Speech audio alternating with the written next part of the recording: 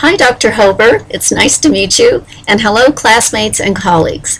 I'm going to talk today about the NLN competencies as listed in the Billings and Halstead textbook on page 11, where you can follow along if you'd like to and help me stay on track. Criterion number 1 is to facilitate effective learning. I do this in a variety of ways. For example, I use in-class discussions, small group activities, and online discussion forums. My efforts are grounded in educational theory, and for an example, I will use Malcolm Knowles. Malcolm Knowles developed his study of andragogy, which is adult learning principles, while he was at the University of Oklahoma in the 1960s. In 1990, he published a book called The Adult Learner, A Neglected Species. His basic tenet is that adult learners do not learn the same way as children and therefore require different strategies and a different modalities that's not teacher-driven, it's student-driven and in fact facilitated by the instructor. Learner needs and outcomes, in my case, they are defined by the state. Specifically the State Board of Nursing, and I have listed those learner outcomes in the syllabi that are included in the PowerPoint for your review. I teach to these outcomes, and my assessment practices reflect the outcomes as well. Another criterion listed by the NLN is self-reflection and continued education to improve teaching practices. I am completing my second master's at this time with a focus on nursing education. So I believe that I meet this criterion because we are immersed in teaching practices.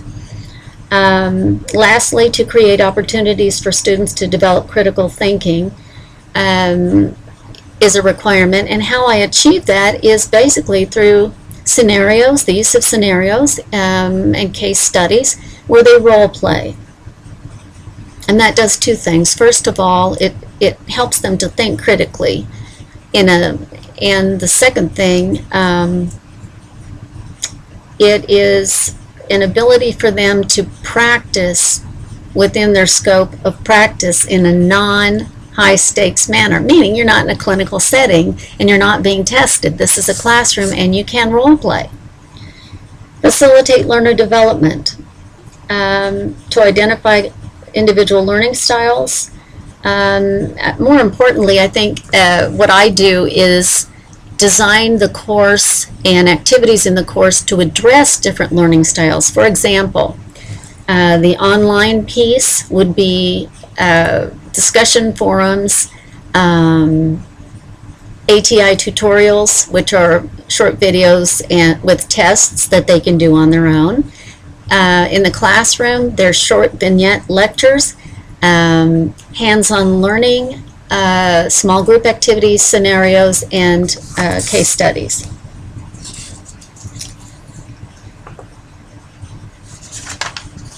Number 3 is assessment. Assessment strategies in the classroom are both formative and summative.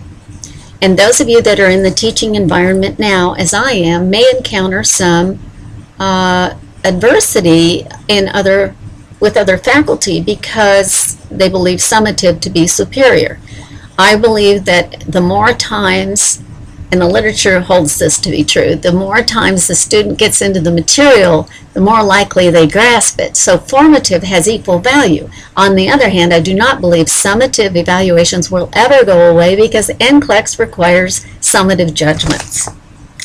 Evidence-based assessment is reflected in my use of both formative and summative evaluations, as well as assessment of small group work.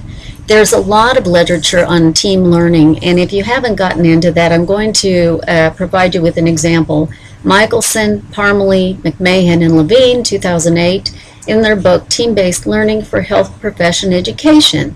They present a change in the teaching paradigm, which primarily means instead of just presenting ideas and facts to the students, for the teacher, the facilitator, to focus on how students learn, what they're learning, and what they're doing in the classroom. So it's more action-based. Team-based learning is actually based on the work of Dr. Nicholson during the 1970s. Building on that premise is the work of Dr. Patricia Benner from Novice to Expert. So you can refer to those texts for clarification as needed. Number 4 of NLN criteria is to participate in curriculum design and evaluation of program outcomes. As a nursing faculty member, I have participated in curriculum design, both in taking pharmacology from a face-to-face class to a hybrid, and in the application of relevant activities in the role development class, which looks at the role of the LPN as a charge nurse in a dynamic healthcare setting within the scope of practice as their guide for action. Basic leadership theory and style are implemented and experienced through group activities in the class. The hope is to prepare them for multidisciplinary involvement in the healthcare setting. Program outcomes evaluation is the job of the Department of Nursing, and all faculty, including myself, participate on an ongoing basis. One of our most current discussions is how to improve retention in the program. One of the criteria as written by NLN deals with curricular revision. I have revised curriculum, and the best example is taking the pharmacology class, and with permission from my director, inserting QSEN, quality and safety education for nurses, into the learning objectives and outcomes. For those of you that don't know or who teach in an RN program, QSEN is not yet part of the PN mandate. Number 5, change agent and leader. I currently function as a site content and facilitator for ATI integration into the department. Recently, I put together an advanced in-service for the faculty to improve their use of the ATI tools to measure student progress and forecast the likelihood of passing NCLEX, both from a retrospective and prospective standpoint, meaning to drive confidence in the tool and to elevate our use of it from proctoring to evaluation. I serve on several committees. One of them is the Faculty Senate Committee. Another one is the Employee Extended Benefit Committee. Number 6 is pursues continuous quality improvement. Continuous quality improvement did not arise in nursing, and as my prior background and degrees are in business, I can honestly say that for the past 25 years, my efforts have all been towards continuous quality improvement, both personally and professionally. For this exercise, the best example of continuous quality improvement is the pursuit of my MSN in nursing education. Secondly, I'm the first PN faculty member to include QSEN, and that is definitely a CQI pursuit. Lastly, I've used evidence-based practice extensively, in my classroom settings, and I design scholarly activities for the students to encourage a spirit of inquiry. To date, the only course proposal that I have written has been one for my Nursing 868 MSN class, but I am working on an idea for a health promotion class to present to my director and dean.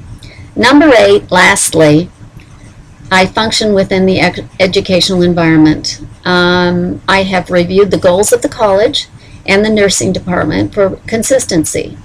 I did this as part of a course assignment. Many of you did it also.